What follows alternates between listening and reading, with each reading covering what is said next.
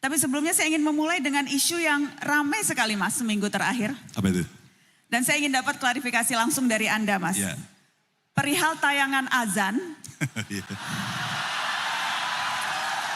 yang menampilkan sosok Anda di stasiun televisi milik Haritanu yang kita tahu adalah seorang ketua partai yang mendukung pencalonan Anda sebagai presiden. Ya. KPI, Bawaslu memang sudah bilang tidak ada pelanggaran. Ya. Tapi video azan itu sudah menimbulkan banyak persepsi beragam di publik Mas. Iya. Sampai sejauh ada yang bilang Ganjar Pranowo sedang memainkan politik identitas. Oke. Jadi saya mau tanya langsung ke Anda. Ya. Apa niatan dan maksud Anda Mas? Masuk TV, berwudu, sholat, di tayangan azan? Iya. MNC punya tim kreatif kemudian mengajak saya dan saya pastikan dia punya kepentingan yang lain, apakah untuk company-nya, apakah untuk kepentingan yang lain. Dan kemudian dia mengajak saya dan saya sampaikan, saya tidak punya sejarah politik identitas. Identitas saya adalah yang seperti ini dan kita melakukan hal yang biasa dan kemudian semuanya menilai, hasil akhirnya Mbak Nana sudah sebutkan. Mas, diajak oleh MNC dan Anda katakan pasti punya kepentingan lain. Kalau kepentingan Anda pribadi mau diajak apa Mas? Saya sebenarnya diajak pada banyak program berikutnya dan nanti Mbak Nana boleh menunggu. Sudah kita siapkan program berikutnya yang lain dan pasti akan juga tayang di sana. Dan pada saat itu saya hanya mengingatkan kalau ini nanti masuk pada wilayah kampanye tolong dipertimbangkan. Kecuali bukan wilayah kampanye silakan Anda pakai. Dan itu akan terjadi. Apakah berarti Anda memanfaatkan masa belum kampanye ini ketika belum ada aturan yang spesifik akan menarget dan juga memanfaatkan Anda belum dinyatakan resmi sebagai calon presiden untuk menunjukkan Ganjar Pranowo seorang yang religius? Saya akan menunjukkan diri saya sendiri. Saya menunjukkan saya suka lari, saya menunjukkan apa saya komunikasi dengan masyarakat, saya menunjukkan sikap-sikap yang lebih jelas. Sekali lagi, saya tidak ada dalam sejarah politik menggunakan politik identitas. Boleh dicek. Jadi Anda membantah keras politik identitas bermain di azan itu? Mbak, ada identitas saya yang banyak dibaca. Mbak saja sudah mengidentifikasi saya dengan identitas saya. Mas Pulang Ganjar, kampus? Pulang kampus. Di UGM. Tapi kemarin hari saya orang yang pernah kuliah di UI juga menyampaikan politik identitas saya. Mas Ganjar pakai batik, makara dong gitu. Identitas saya akan banyak, tapi itu tidak saya jual. Karena pada sisi yang lain saya bertemu dengan Bante, saya bertemu dengan pendeta dan pastor, dan itu diupload lebih dulu sebelum cerita-cerita ini dan kemudian muncul statement Mbak Nana yang saya agak terkejut. Baik. Mas Ganjar, tadi dengan Mas Anies, saya memulai perbincangan dengan membuka LHKPN Mas. Silakan. Jadi saya juga ingin membuka LHKPN Mas Ganjar. Dengan senang hati. Yang memang sudah terbuka untuk publik, kita akan tunjukkan. Dan saya sudah laporkan LHKPN terakhir saya 5 hari, kurang lebih 3 hari setelah saya selesai. Mas ini yang terbaru nggak ya Mas ketika kekayaan Anda 13,45 miliar? Kira-kira segitu. Kira-kira segitu. Enggak, ini tahun 2022 Mbak. Ada yang lebih baru yang mungkin KPK belum melakukan dan sekali lagi 3 hari setelah saya pensiun sudah saya laporkan. Lebih kaya atau lebih miskin Mas? Ya masih segitu karena setelah itu saya punya hutang untuk bangun rumah saya di Jogja. Dan saya jual rumah saya yang ada di Cibubur sehingga kemarin harus anjlok dulu tapi naik sedikit ketika kemudian saya menuntaskan seluruh pekerjaan saya. Masih sekitar angka-angka itu. Mas Ganjar, saya tanyakan ini salah satunya karena diskusi soal betapa mahalnya kalau ingin jadi pejabat atau kalau masuk dalam kontestasi politik di negeri ini. Biaya politiknya mahal sekali. Yeah. Apa rencana Anda untuk bisa membiayai, ada ilustrasi Mas Ganjar, untuk TPS saja, TPS kurang lebih itu nanti akan ada 810.000. Yeah. Jadi kalau satu TPS, satu saksi dikasih 1 juta begitu ya, itu sudah 800 miliaran lebih sendiri, baru soal TPS. Belum yang lain-lain, mahal sekali. Bagaimana strategi Anda untuk bisa membayar biaya yang besar itu Mas? Ada yang lupa Mbak Nana sampaikan seolah-olah saya sedang berjalan sendiri. Tidak. Ada partai yang mengusung dan besok itu Mbak, untuk pertama kalinya Pilpres dengan pilihan legislatif bersama. Maka sekarang soal pembiayaan dari partai menyiapkan sehingga nanti saksinya kan tidak sendiri-sendiri, saksinya bersama. Maka secara sistematis kami melakukan pelatihan saksi. Siapa mereka? Ada partai-partai pengusung, kader-kader partai, termasuk para relawan. Sehingga sebenarnya pembiayaan gotong royong sudah disiapkan oleh mereka. Saya ternyata tidak diberikan tugas untuk itu. Maka saya berjalan saja sesuai dengan apa yang menjadi penugasan saya sebagai seorang capres. Itu kalau baru satu unit. Ya. Ada lagi unit-unit yang lain tentunya. Betul.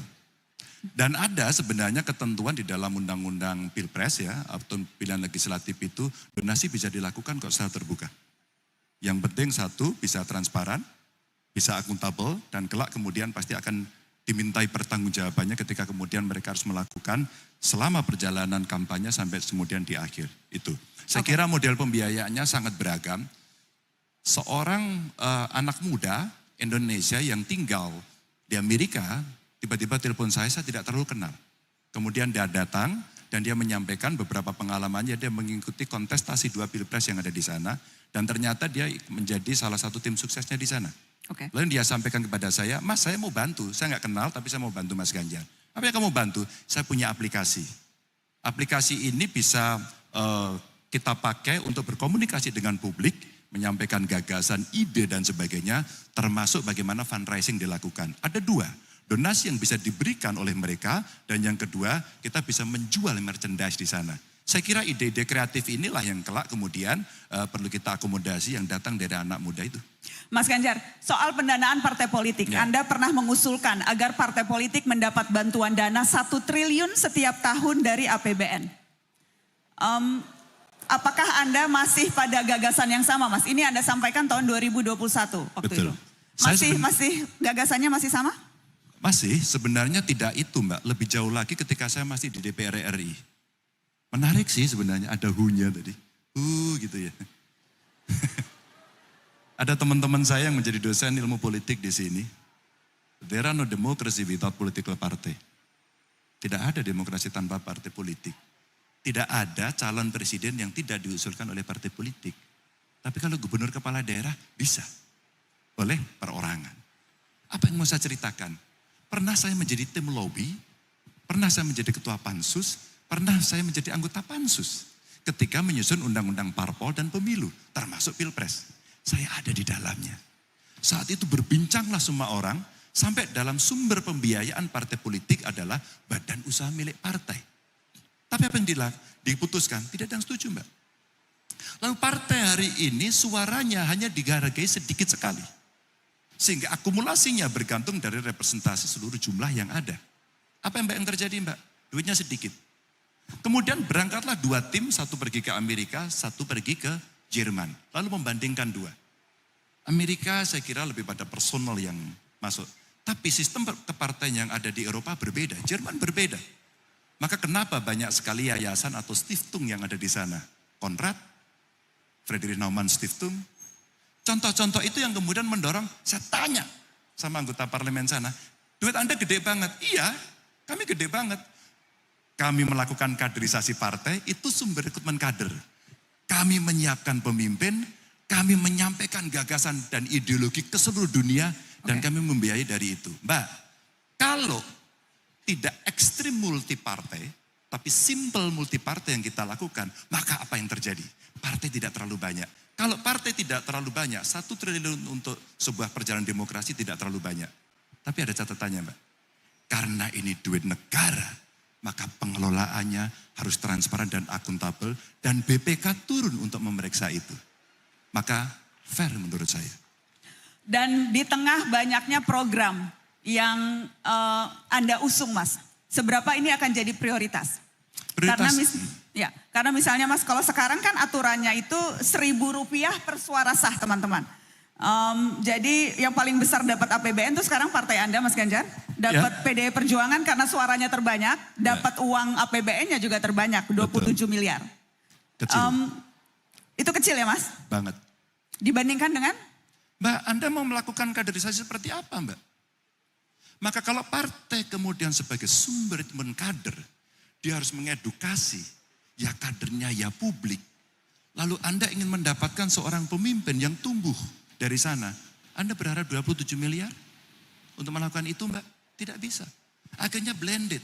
Saya umpama bagaimana cara saya mengembangkan diri saya sendiri.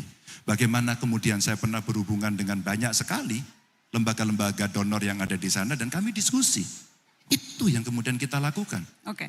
Dan seberapa itu akan jadi skala prioritas Anda, Mas Ganjar? Atau ini tidak terlalu penting dibandingkan tadi agenda prioritas Anda? Sorry Mbak, dua hal berbeda dari pertanyaan ini. Jangan confuse dulu Mbak. Itu anggaran untuk partai Mbak, tidak untuk pilpres.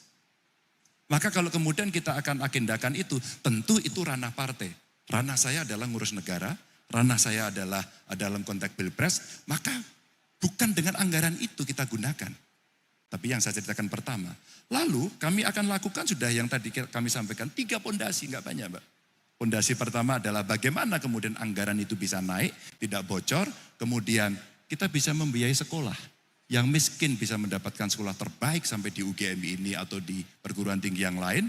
Dan kemudian guru, dosen bisa mendapatkan penghasilan yang layak, risetnya bagus, persoalan diselesaikan oleh mereka secara kolaboratif.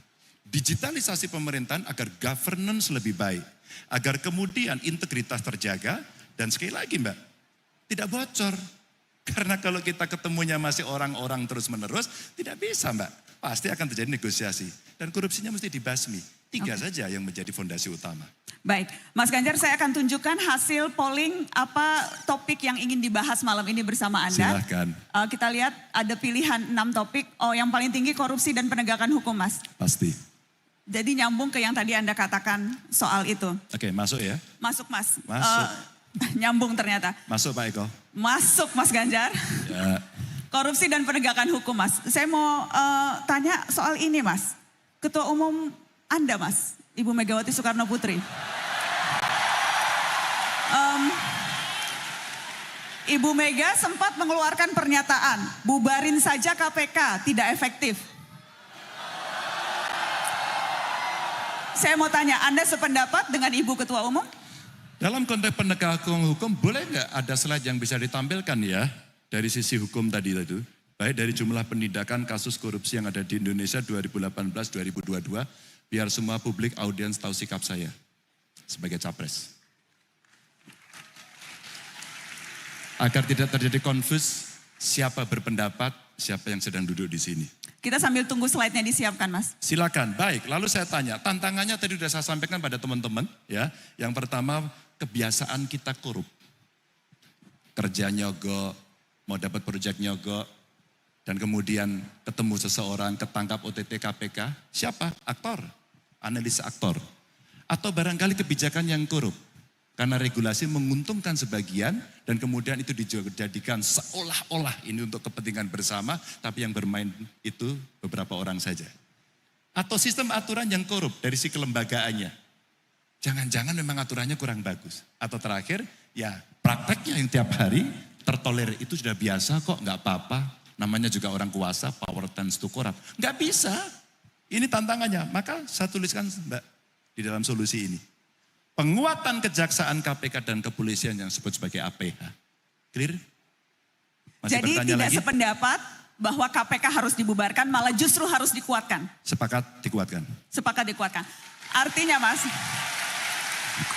saya mau follow up dengan pertanyaan yang lebih konkret. Silakan. Artinya apakah ketika nanti Anda menjabat presiden, KPK akan diperkembalikan lagi independensinya? Tidak seperti sekarang? Dikuatkan. Revisi Mas, revisi apakah kemudian akan dikembalikan? Karena revisi undang-undang KPK dinilai banyak pihak, itulah problem utama kenapa KPK kita sekarang melempem. Harus saya jawab ketiga kalinya, 1 dikuatkan, 2 revisi regulasi. Revisi regulasi Mbak, itu membutuhkan 1 treatment sendiri, political interplay. Mbak, kenapa kemudian dalam konteks politik ketika seseorang berkuasa, di sana ada yang mengontrol, namanya parlemen. Orang boleh sinis soal parlemen, tapi ilmu paling dasar check and balances system dalam trias politika itu ada. Bukan tidak. Para ilmuwan pendahulu filosof sudah melakukan itu. Maka yudikatifnya yang akan melakukan, tapi yang memproduksi regulasi adalah parlemen.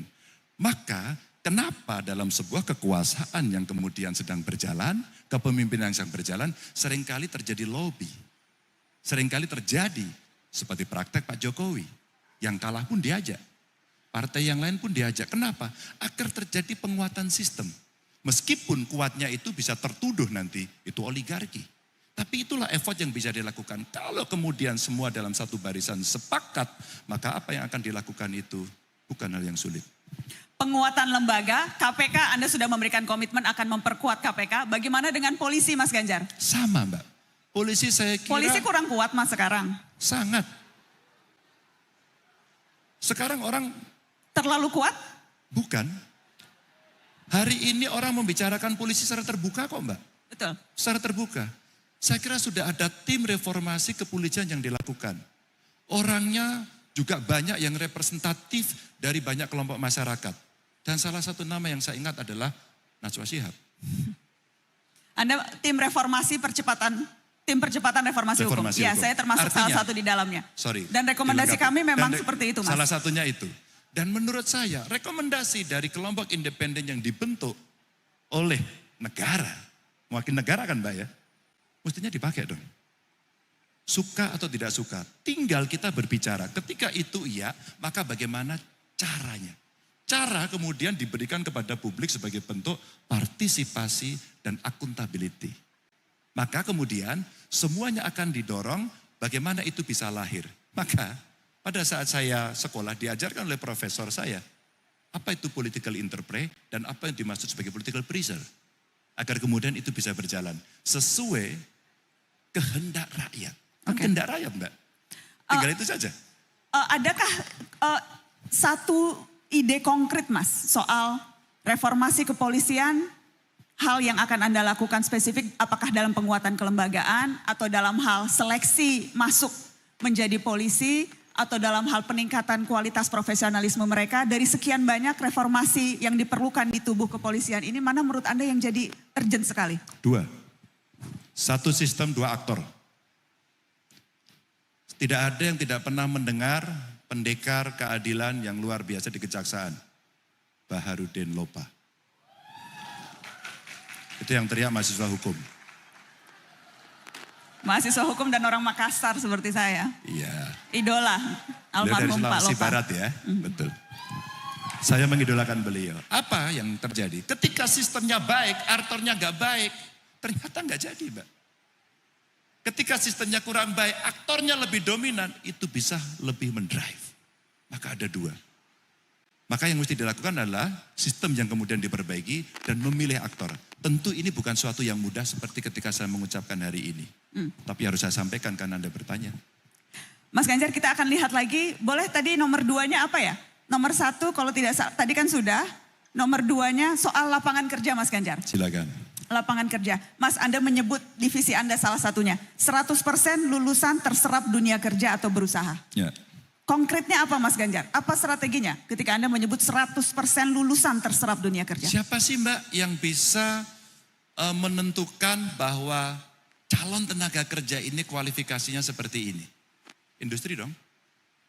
Perusahaan dong. Pertanyaan berikutnya. Teori lama mengatakan adakah link and match dengan dunia pendidikan. Teori lama Mbak. Diomongkan terus sih tapi. Maka konkretnya adalah bagaimana link engagement itu betul-betul bisa dilakukan.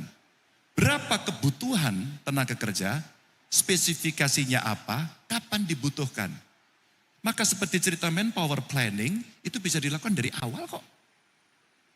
Buat saya, kasih aja penugasan di kampus. Kasih penugasan di sekolah vokasi. Saya punya cerita kecil, saya tidak tahu apakah cukup bisa mewakili ya Mbak ya. Saya berasal dari orang keluarga tidak mampu dan kami bersusah payah untuk bisa kuliah dan lulus dari sini. Dan itu merubah nasib keluarga kami. Dendam, jelek ya Mbak dendam, tapi harus saya ungkapkan jujur, saya dendam pada kemiskinan. Maka pada saat saya menjadi gubernur saya buat SMK Jateng. 3 Mbak sebagai uji coba. Hanya menerima dari kelompok miskin. Ketat, kami bayar penuh, boarding school, Mbak, sampai hari ini 100% lulusannya terserap. Dan pada saat itu di tengahnya kita bekerja sama dengan industri. Industrinya saya izinkan, Mbak, sebagai teaching industry dan mereka boleh merubah kurikulum. Pertanyaan saya, apakah kita di dunia pendidikan mau dan mampu untuk melakukan fitting, adjust, adaptasi dengan kondisi itu? Mbak, kalau itu terpenuhi, maka ya kita siapkan. Saya ingat teman saya yang sekolah di Australia. Mungkin temannya Mbak Nana juga ya. Mas Ganjar, di Australia itu, tren kebutuhan tenaga kerja itu disesuaikan selalu dengan dunia pendidikan.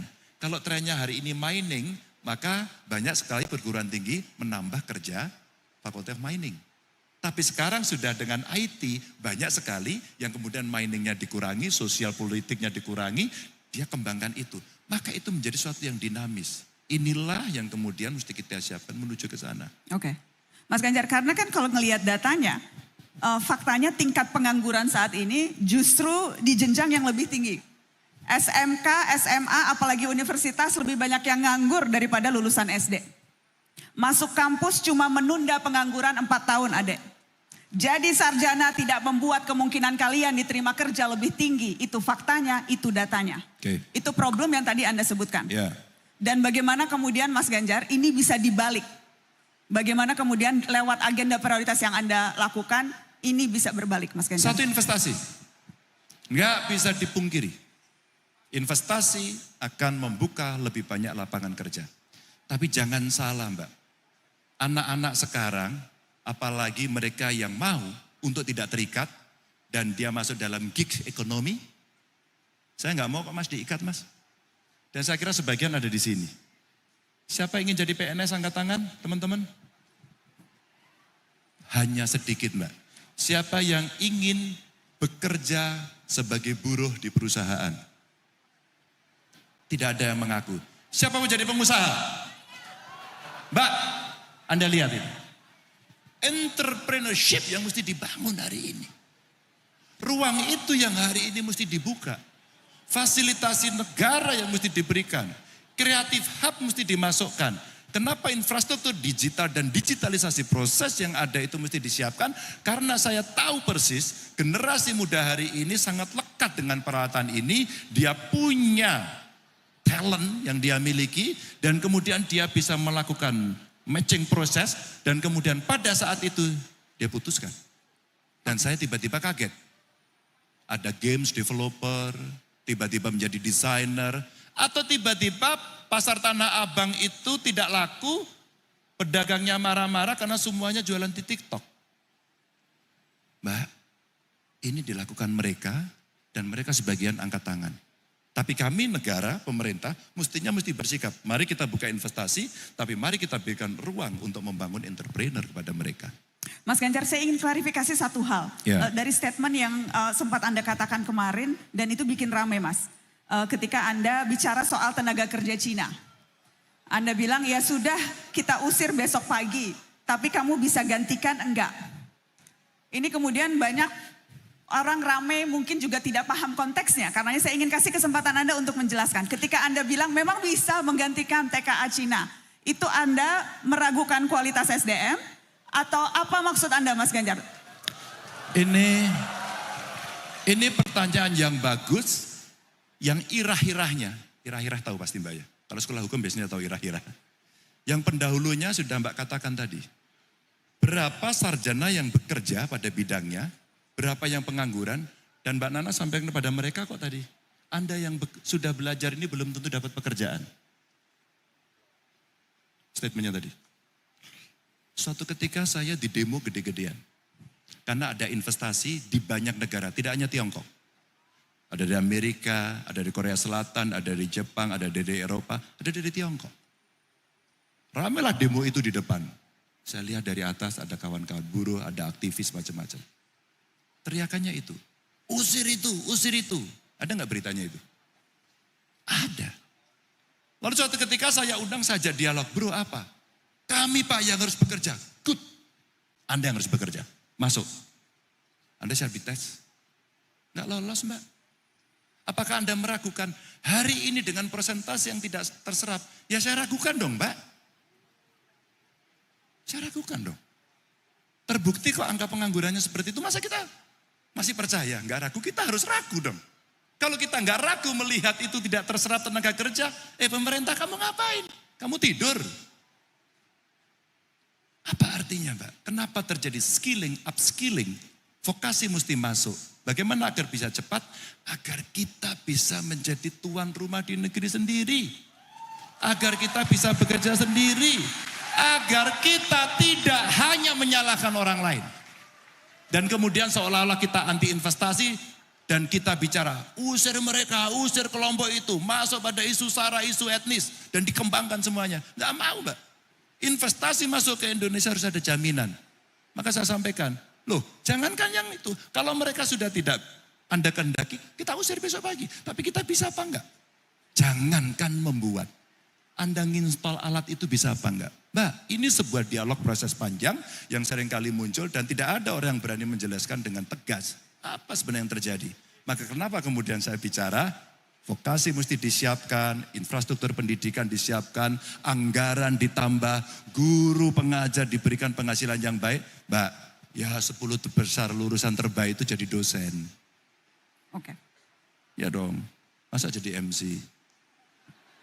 Siapa Mas MC? Saya jurnalis bukan MC. Bukan ya, jurnalis lah kalau gitu. Dan jurnalis profesi yang membanggakan loh Mas. Oh iya, maksud saya kalau Mbak lulusan 10 terbaik, kalau kemudian lulusan terbaik kan sebuah harapan bahwa dia kembali ke kampus dan kemudian mengajarkan ilmunya. Itu aja sebenarnya. Mas Ganjar, kita akan lihat pertanyaan berikutnya yang diminta oleh teman-teman untuk disampaikan. Silakan. Ini kebebasan berpendapat Mas Ganjar. Silakan. Jadi tadi pertanyaan ini juga saya tanyakan ke Mas Anies Mas. Ya. Saya waktu itu, kok kemarin, baru tadi Mas, 2 jam yang lalu bertanyanya dengan meminta bakal calon presiden yang lain untuk memberikan skala penilaian. Oke. Bagaimana menilai atmosfer kebebasan berpendapat di negeri ini. Ya. Mas Anies kasih nilainya tadi 5 atau 6. Dan memberikan contoh kalau kita masih menyebut Wakanda dan Kohona sebagai pengganti Indonesia dalam berpendapat, maka masih ada problem. Itu tadi kata Mas Anies. Ya. Saya ingin tanya pendapat Anda, berapa nilainya Mas kalau Anda kasih? Kita bicara kebebasan berpendapat. 7,5. Lebih baik, 7,5. Mbak, saya tiap hari dibully kok Mbak. Saya menuntut mereka tidak. Karena paradigma berpikir saya, mereka yang meneriaki saya, mereka membuli saya waktu itu sebagai gubernur, mereka sedang memberikan koreksi dan energi buat saya, tidak saya penjarakan kok. Mereka yang menyebut dan takut itu karena pasti memang ada tekanan. Dan itu 2,5%. Mari kita lihat. Yang keras kayak apapun, yang ngomongnya sekasar apapun sampai hari ini dipenjara Mbak. Nah, diterima. Kalau kita melihat seperti itu, oh Mbak, hari ini yang namanya medsos, aku keluarin dulu dong. Ini ngomong sebebas-bebasnya. Setelah saya acara ini, aku yakin nanti 1 jam setelah ini, banyak omongan-omongan yang dipotong dan kemudian dikomentari. Apakah saya akan menuntut? No, tidak. Karena kemarin terjadi setelah saya bicara di UI. Pada saat saya bicara di UI, dosen pembimbing saya semuanya, Mas Ganjar terima kasih. Anda menjelaskan dengan jelas, ada yang kami setuju, sebagian kami tidak setuju, oke. Saya hormat, saya terima kasih. Inilah kampus, inilah mimbar, inilah kebebasan. Ada catatan ini. Mas Ganjar masa digituin? Anda jelaskan dong. Saya tidak perlu, karena dia anonim, dia pengecut, bukan seorang pemberani. Oke. Mas Ganjar, itu kalau bicara Mas Ganjar sebagai pribadi dan pejabat publik menanggapi itu. Tapi kalau bicara data, lain lagi datanya Mas Ganjar. Silakan. Kontras misalnya bicara data dalam kurun waktu Juni 2022 sampai Juli 2023 setidaknya ada 183 peristiwa pelanggaran hak terhadap kebebasan berekspresi. Yeah. Mulai dari serangan fisik, digital, penggunaan perangkat hukum hingga intimidasi. Oke. Jadi ya Ya, masih problem kalau kita bicara data. Bukan Oke. hanya sekedar persepsi, Mas Ganjar. saya kasih komen. Silakan, Mas. Perbandingannya berapa? Sayang tidak ada perbandingan. Umpama, sekian orang berbicara, kontras atau siapapun lembaganya melakukan riset. Inilah ujaran-ujaran umpama, hate speech, inilah hoax, inilah bully. Terus kemudian dari sekian yang ada, sekian ditangkap. Kalau itu bisa dihadirkan di forum ini, maka kita boleh.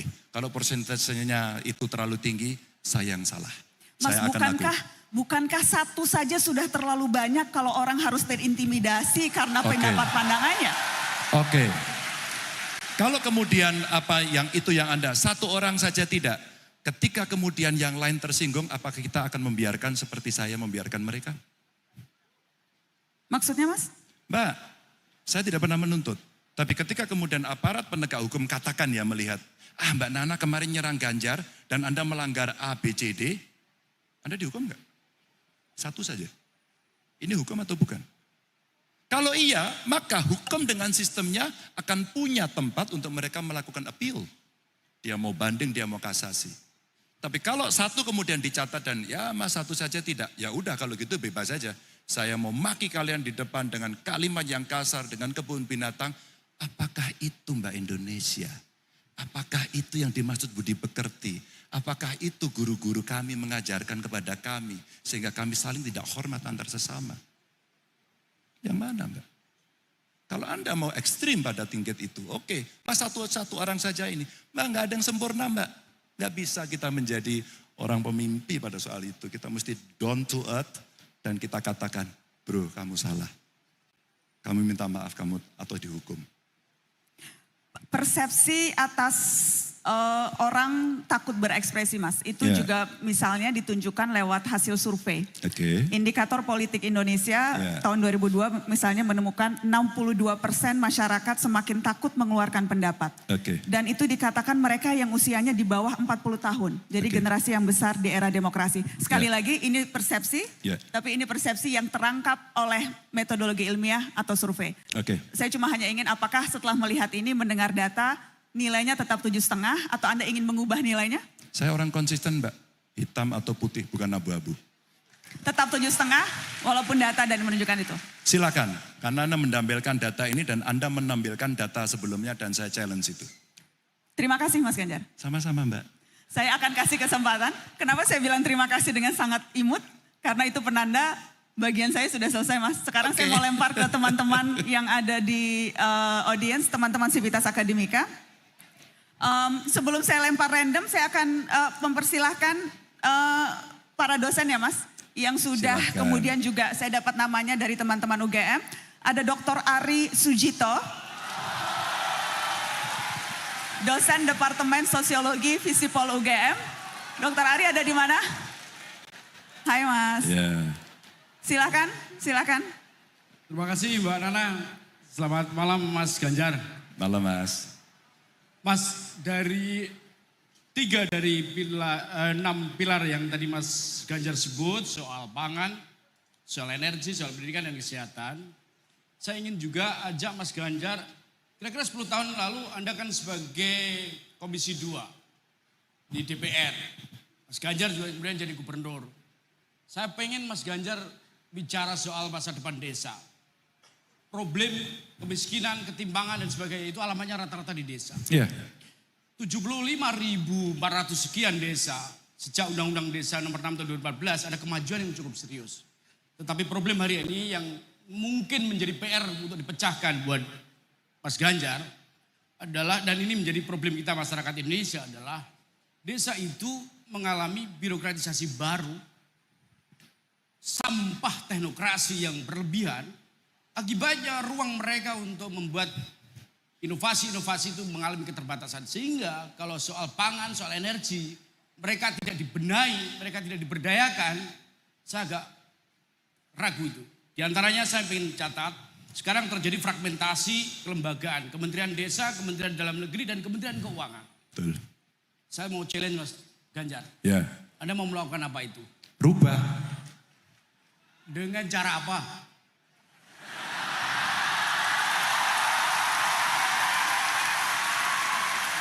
Gini Mas. Gini, Nanti Mas. dulu, nanti. Mas Dito sudah selesai belum? Sebentar, makanya Silakan jangan- dilanjut dulu. Mas Ganjar. Ini demonstran dulu ini Mbak.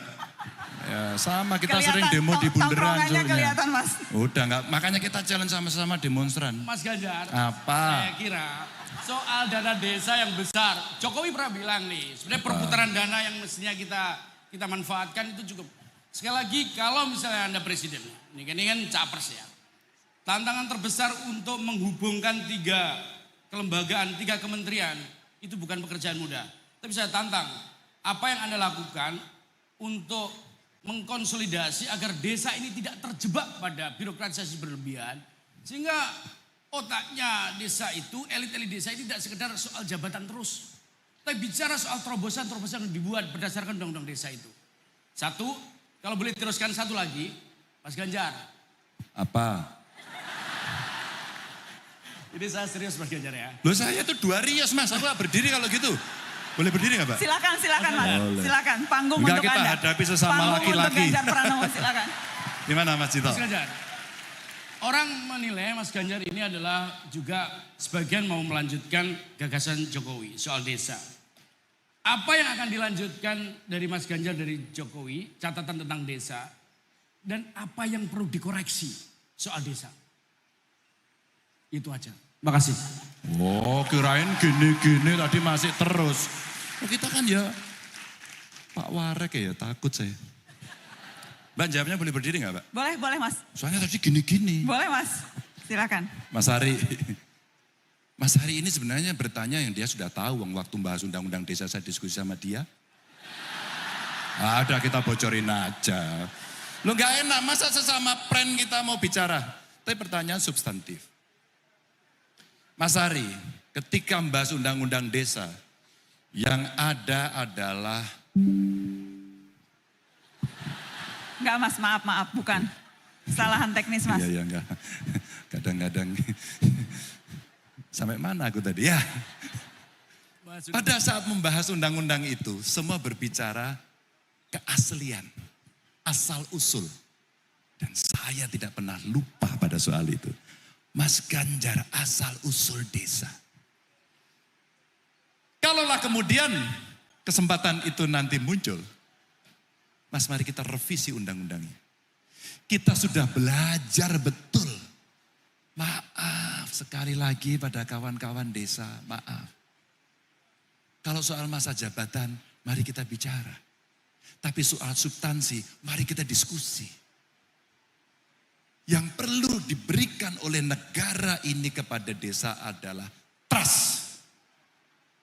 Kasih itu pada kades. Trust.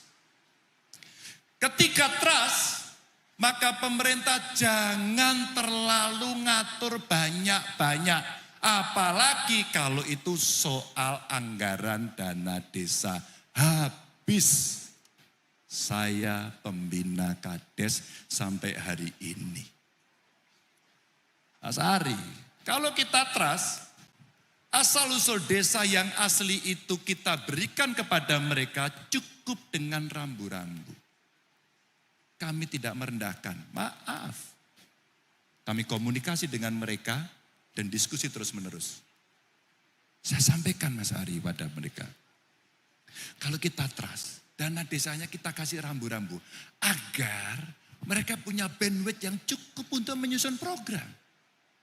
Mereka punya pendamping desa. Punya mereka. Maka diskusilah karena itu ruang yang paling demokratis. Bahasa saya, jangan ikut kakaknya. Siapa kakaknya desa? Adalah kabupaten, adalah provinsi. Maka birokratisasi desa hari ini merontokkan asal-usul dan keaslian desa itu. Rontok. Akhirnya berpikir semua birokratis. Tapi kalau inovasi desa itu tumpul, salah besar. Tata kelola dana desa yang hari ini muncul dari inovasi yang ada sudah masuk dalam sebuah buku yang dikeluarkan oleh Kementerian Keuangan. Sayang, kenapa tidak Menteri Desa? Saya mencatat juga sebagai orang yang memang secara moral saya ikut menyusun undang-undang desa dan waktu itu saya jadi gubernur. Kemudian kita treat mereka agar mereka punya pemikiran-pemikiran untuk dia berinovasi. Desa anti korupsi terbentuk. Desa inklusi terbentuk bahkan dengan keagama. Kita dorong mereka. Saya terima kasih Bu Rektor. Kawan-kawan mahasiswa kemudian KKN secara tematik dan menyelesaikan program itu.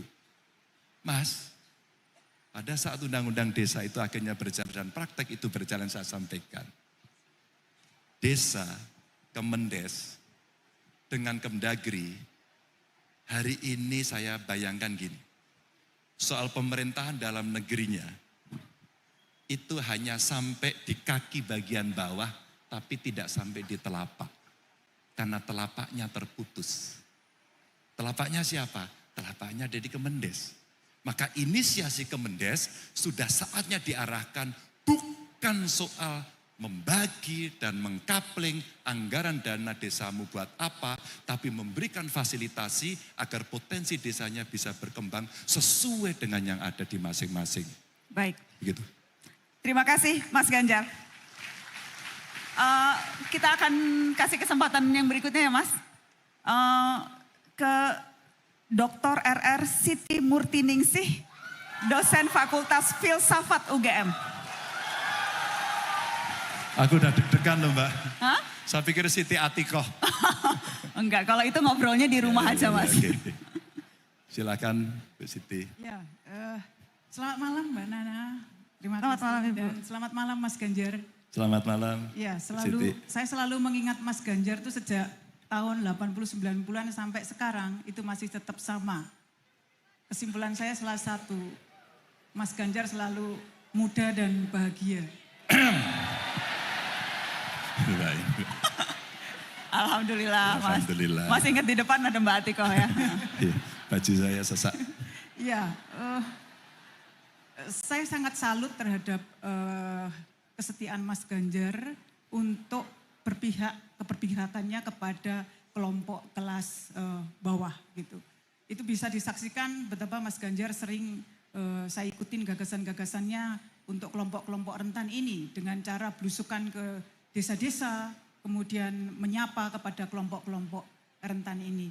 Tetapi Mas Ganjar, sayangnya kalau kita ya bicara tentang narasi inklusivitas, itu biasanya seringkali itu kita hanya didasarkan pada problem keragaman identitas. Entah itu identitas keagamaan, entah itu gender atau suku. Tetapi dalam kebijakan publik, basis inklusivitas itu seharusnya bukan hanya identitas tetapi juga kelas saya kira. Nah karena minimnya isu kelas dalam narasi inklusivitas, banyak sekali kemudian kebijakan negara yang sangat merugikan kelas sosial tertentu. Sehingga konflik vertikal antara warga dan aparat negara itu tidak terhindarkan. Nah yang terbaru adalah kita bisa lihat konflik di Rempang dan kita juga masih ingat betul konflik yang di Kendeng yang terjadi justru saat Mas Ganjar ketika itu menjadi gubernur. Wadas ya enggak Bu? Sekalian dong Bu, Oh iya. karena saya akan sampaikan. Ya pertanyaan saya ingin tahu sebenarnya sejauh mana komitmen Mas Ganjar ini terhadap inklusivitas kelas dalam kebijakan publik. Jika ada konflik vertikal antara warga dan negara misalnya, apa yang kemudian Mas Ganjar akan lakukan? Nah itu satu, karena tadi Mas WR juga dua, saya tambah satu lagi. Boleh Ibu dijawab dulu ya Bu, mohon Oh, maaf supaya siap. kalau ada waktu nanti saya akan kasih Oke, kesempatan untuk terima dilempar kasih. lagi. Terima Boleh kasih, Mas dijawab dulu? Ganjar. Terima kasih. Apa yang akan Mas Ganjar lakukan ketika itu terjadi? Pemimpin tertinggi harus turun tangan.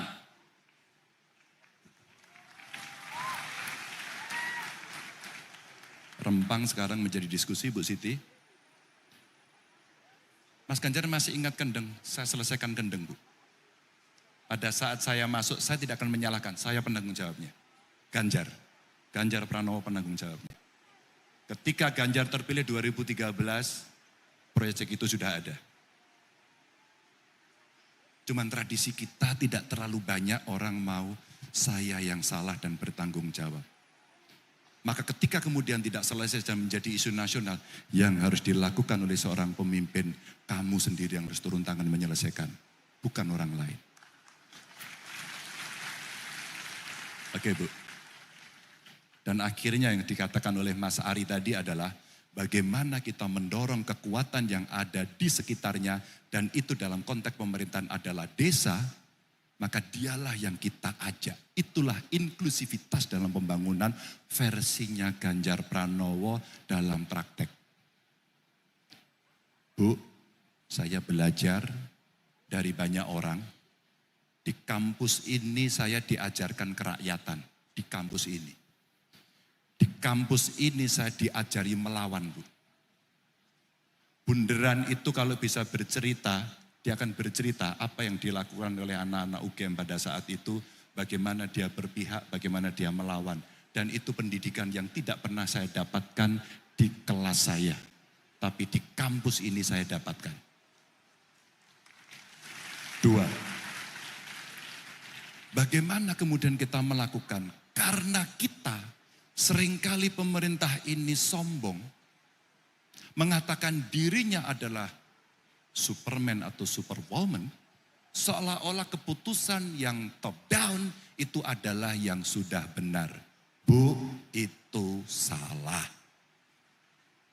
Pelajaran yang saya dapatkan oleh seorang Dr. Ari Sujito waktu saya jadi gubernur pertama adalah bagaimana partisipasi diberikan ruang kepada mereka dari kelompok-kelompok marginal itu.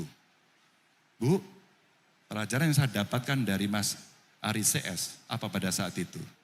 Tahun berikutnya saya menyusun APBD pertama saya izin menceritakan evidence base ya, biar saya tidak ngomong di langit.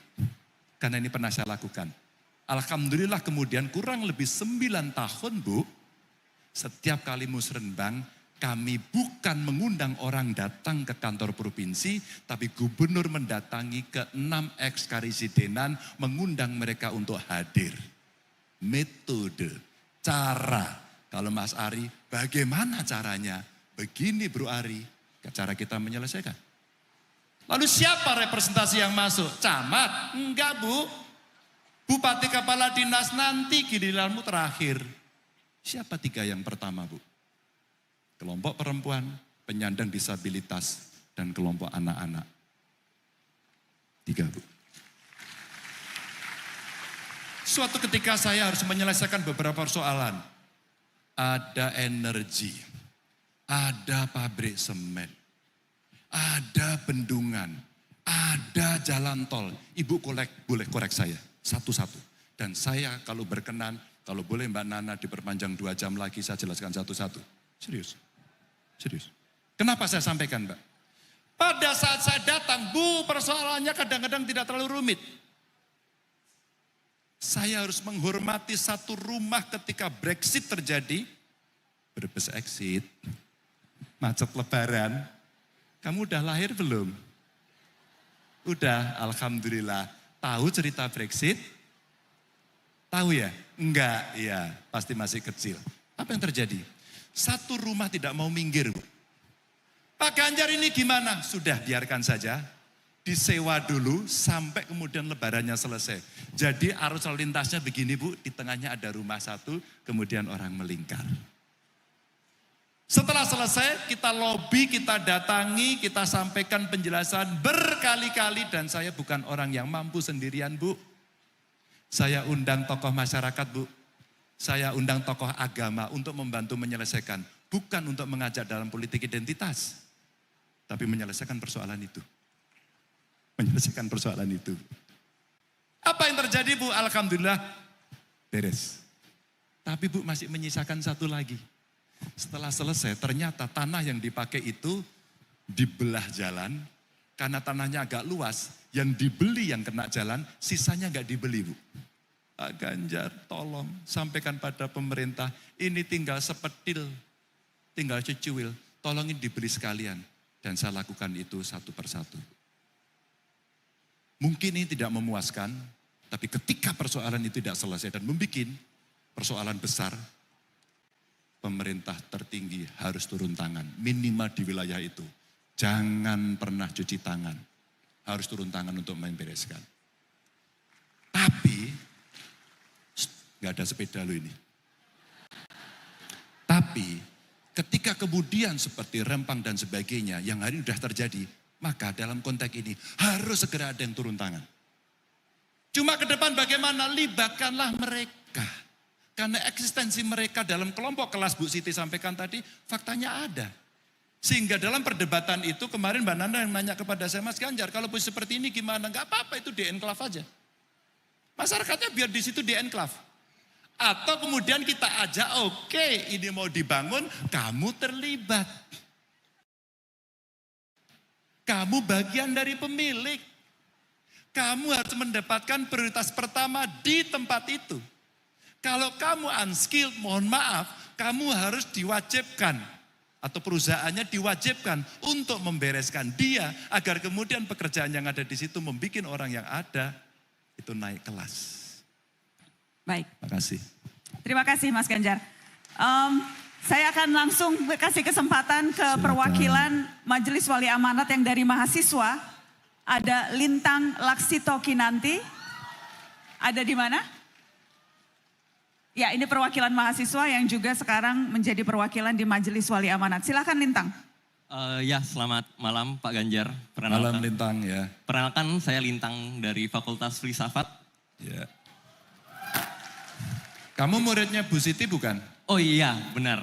Bu Siti termasuk dosen yang baik atau yang killer? Loh kok malah saya yang ditanya Pak Ganjar? Lah kan saya pengen tahu. Oh iya, biar jelas kamu Pak. berani menilai. Oh jelas, Bu Siti itu sangat baik sekali Pak Ganjar. Alhamdulillah. Ah ya Bu.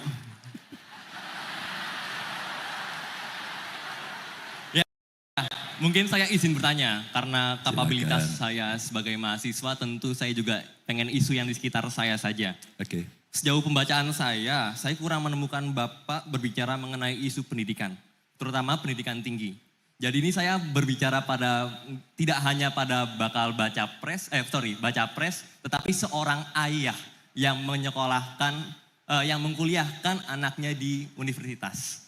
Nah, berbicara tentang pendidikan tinggi, PTNBH jadi salah satu persoalan yang dituntut untuk hidup mandiri dan bertambah, tetapi anggaran pendidikan tinggi itu hanya 0,6% dari APBN atau 8,2 triliun rupiah dan belum dibagi ke PTN dan PTS lainnya.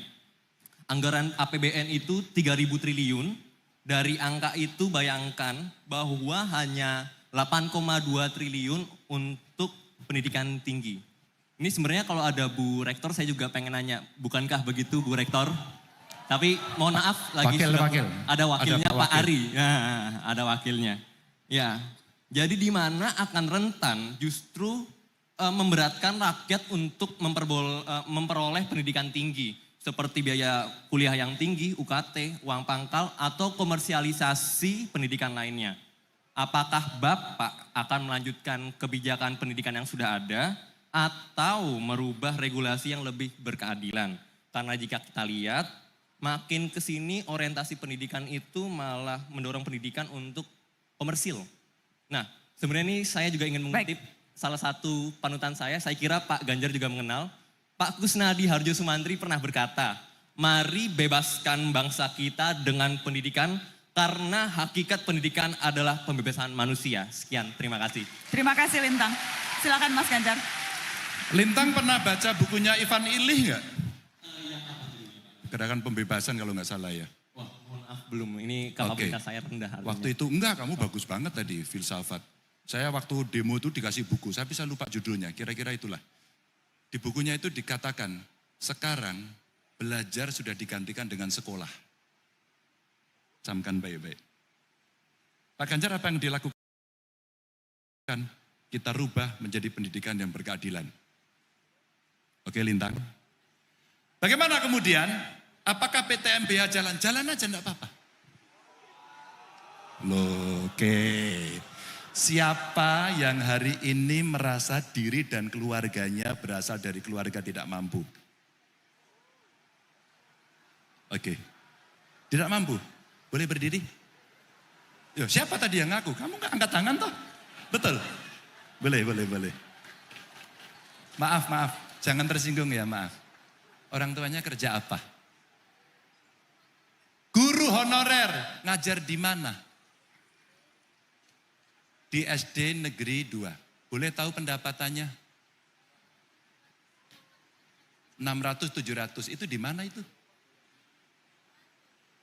Di Gumelar, Banyumas. Guru SD honorer, negeri atau swasta? Negeri, SD Negeri. Negeri 2 Samudra. Good point. Apakah kamu kesulitan membayar sekolah di sini? Kebetulan saya bidik misi di Fakultas Kedokteran Gigi UGM.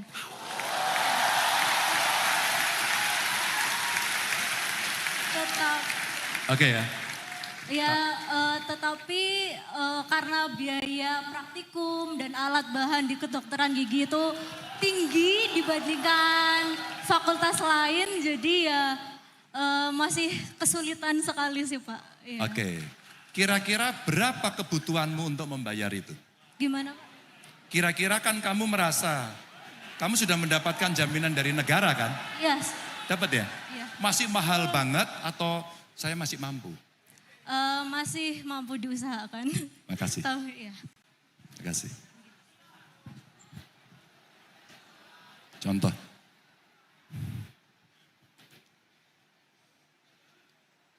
Dia Lintang, maaf ya, maaf. Dari keluarga tidak mampu. Dan dia memanfaatkan itu dan dia dapatkan. Apa bentuknya? Negara hadir kok membantu. PTNBH, tapi dia mendapatkan bidik misi. Yang dibutuhkan kemudian dalam konteks hari ini, saya kira kalau dia kesulitan, rasanya, namanya siapa tadi lupa aku. Namamu siapa? Siska, Stella, Sela, iya Sela. Sela kemudian mengalami kesulitan selama berproses. Maka saya berharap betul dalam konteks hari ini, Lintang hari ini dulu ya, hari ini dulu. Maka ini mesti kita selesaikan bagaimana berkomunikasi dengan pengelola perguruan tinggi. Karena kami umpama, mendapatkan kami itu kagama mendapatkan itu, maka kreativitas kita bantu. Yuk kita kasih bantuan kepada mereka. Kita bergerak. Tapi bagaimana nanti, maka akses itulah yang kemudian lebih mudah. Maka bagaimana nanti Lintang, kamu mestinya menyebut persentase, kira-kira begitu. Bahwa anggaran itu 20% untuk pendidikan. Problem yang mesti kita bongkar adalah 20% anggaran untuk pendidikan itu untuk apa? Kalau kemudian itu bisa kita pecah, kita bongkar, kita kupas, jangan-jangan anggaran itu lebih banyak bisa diberikan kepada perguruan tinggi negeri. Tapi Pak Ganjar nggak pernah membahas ini dari tadi. Hari ini kamu bertanya, maka konseptualnya saya kasih, maka kata Mas Ari, bagaimana caranya? Uangnya dari mana? Dulu ada video itu ya. Pasti kamu nonton itu. Ya, dari mana? Kalau kita berpikir linear, maka yang terjadi adalah given hari ini ada duit 20% dibagi-bagi habis, maka kami tidak bisa. Baik. Kenapa kita tidak melakukan optimalisasi untuk meremanage apa yang ada sekarang, memperbaiki, governance-nya dilakukan, plus ada lagi LPDP yang kurang lebih angkanya sekarang 200 triliun. Baik. Mas Ganjar, satu pertanyaan lagi. Tadi kan yang sudah ditentukan, saya mau random. Yang pilih saya atau Mas Ganjar? Betul. Baik. Mbak, Yes Mas. yang milih, sebentar. Yang milih Mbak Nana, tapi saya boleh gak minta? Karena satu toh, Boleh Mas. yang perempuan. Yang perempuan. Saya sebetulnya pengen di atas-atas tapi yang dekat. Ini Iya udah dong, maju. yang atas asik, yang atas. ya. Terserah. Ini, kenapa? Oh di luar UGM Mas. Jadi saya kasih. Oke. Boleh karena di luar Boleh, UGM ya, karena memang ini kita buka untuk umum Mas. Jadi Oke, sekitar akademik yang bagus. lain. Silakan Adek. Assalamualaikum warahmatullahi wabarakatuh. Waalaikumsalam warahmatullahi. Perkenalkan, nama saya Syarifah Asya. Kebetulan saya berasal dari tanah kelahiran Baharudin Lopa yang disebutkan sama Bapak Ganjar tadi. Bentar, kamu dari mana? Sulawesi Dari Barat? Pambusuang, Sulawesi Barat. Mamuju? Pambusuang, Pak. Kalau Mamuju itu provinsinya. Oke. Saya di Kabupaten. Kabupaten. Polewali Mandar. Pulau Mandar? Polewali Mandar, ya. Adek mahasiswa di Jogja? Mahasiswa Sekolah Tinggi Pariwisata API Yogyakarta. Oke. Silakan Adek. Baik, sebelumnya saya mohon maaf jika pertanyaan ini mungkin akan menyinggung atau bagaimana. Pertanyaan saya, bagaimana tanggapan Bapak soal isu presiden boneka? Dan bagaimana tanggapan Bapak mengenai citra PDIP di mata masyarakat saat ini yang kita tahu tanda kutip selalu jadi bahan ejekan di sosial media. Yeah. Bukankah itu sebuah sinyal penolakan? Terima kasih. Assalamualaikum warahmatullahi wabarakatuh. Waalaikumsalam. Bagus. Terima kasih.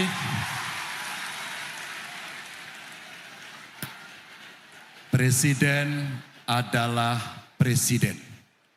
Dia menjalankan amanat penuh dari konstitusi yang ada. Titik, tidak ada komanya. Oke? Dari waktu ke waktu, kamu bisa menilai bagaimana sebuah keputusan bisa diambil, seboneka apa mereka mendapatkan pengaruh dari luar. Apakah dari pengusungnya, apakah intervensi dari proksi negara lain, ataukah dari kelompok. Kalau kemudian satu persatu bisa diperbandingkan, maka penilaian itu akan bisa kamu dapatkan. Tapi presiden adalah orang yang disumpah untuk menjalankan konstitusi. Dia punya independensi penuh. Mas Ganjar, Anda mau menanggapi pertanyaan kedua tadi? Soal citra PDI Perjuangan yang tadi disebutkan, apakah Anda ingin menanggapi? Oh, oke. Tidak ada demokrasi tanpa partai politik dan saya katakan di awal. Teman-teman, saya mau cerita dikit ya. Saya ketika seusia Anda, saya sudah anggota partai. Dan semua orang nyinyir. Saat demo di Bundaran, saya ingin menyampaikan kepada teman-teman, berdiskusi sama teman. Kita demo terus kok nggak pernah ada hasil. Apa yang mesti kita lakukan? Kita harus masuk dalam sistem untuk bisa mengambil keputusan. Saya masuk partai dan saya diledek. Lalu saya menjadi anggota DPR dan saya bukan berhasil lah. Akhirnya diminta untuk memimpin beberapa pansus, parlemen rules umpama. Saya diminta untuk menyusun undang-undang kewarganegaraan. Saya menjadi ketua pansus undang-undang parpol. Saat itu, ketika isu gender muncul, saya putuskan pengurus partai 30% perempuan. Karena saya ada di situ dan dengan tangan saya putuskan. Manfaat. Saya sekolah di UGM, saya tidak pernah lupa akan sejarah UGM, bagaimana keraton, kampus, dan kampung itu jadi satu. Pada saat itulah peran Sri Sultan Hamengkubuwono IX besarnya minta ampun. Beberapa partai tidak setuju undang-undang keistimewaan. 10 menit saya putuskan ketua panjanya namanya Ganjar Pranowo. Sejak putusan itu undang-undang keistimewaan lahir setelah belasan tahun tidak pernah putus. 2. 3.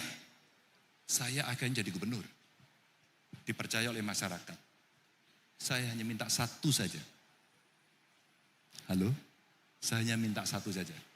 Karena saya juga pengagum Baharudin Lopa. Saya hanya minta satu. Tidak ada korupsi. Maaf, kemarin di UI saya ceritakan. Saya harus mencopot 2 kepala dinas saya karena terindikasi korupsi dan dia ngaku sebelum pengadilan. Karena saya harus berani memutuskan itu tanpa menunggu.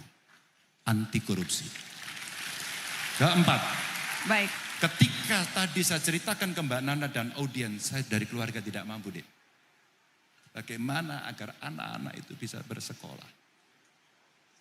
Bagaimana dia bisa mengakses pendidikan. Dia dari keluarga tidak mampu. Saya keluarkan APBD, menanggung biaya mereka penuh 100%. Mereka di Jepang, mereka di Korea, mereka di perusahaan besar. Dan dia jadi tulang punggung keluarganya untuk mengentaskan kemiskinan. Karena keputusan itu. Dan saya anggota PDI Perjuangan dan hari ini Anda boleh menilai saya. Apakah saya bisa berpihak pada wong cilik si marhen itu. Terima kasih.